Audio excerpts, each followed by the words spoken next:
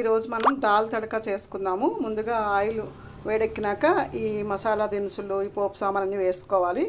వేసేసుకుంటున్నాం.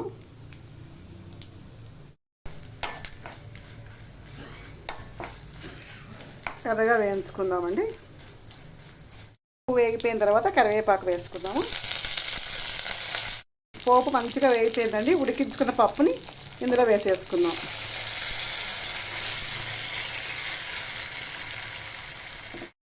తగినంత కారం వేసుకుందాము. ఉప్పు కూడా వేసుకుందాం. తగినంత పసుపు వేసుకుందాం. బాగా ఉడకనిద్దాం. ఇవన్నీ కలుపుకొని పప్పు చక్కగా ఉడుకుతుందండి.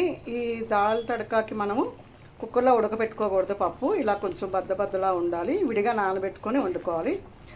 దాల్ తడక మనకి రెడీ అయిపోయిందండి. మసాలా పప్పు రెడీ అయిపోయింది. చాలా టేస్ట్గా ఉంటుంది. రైస్లోకి బాగుంటుంది, చపాతీకి బాగుంటుంది.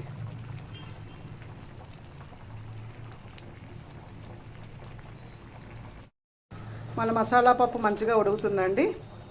చాలా బాగుంటుంది. టేస్ట్గా చేసుకోండి ప్రతి ఒక్కరుని. పప్పుని మటుకు కుక్కర్లో ఉడకబెట్టకూడదు. ఇది కొంచెం బద్దలా ఉండాలి. ఇది రైస్లోకి బాగుంటుంది, చపాతీకి బాగుంటుంది.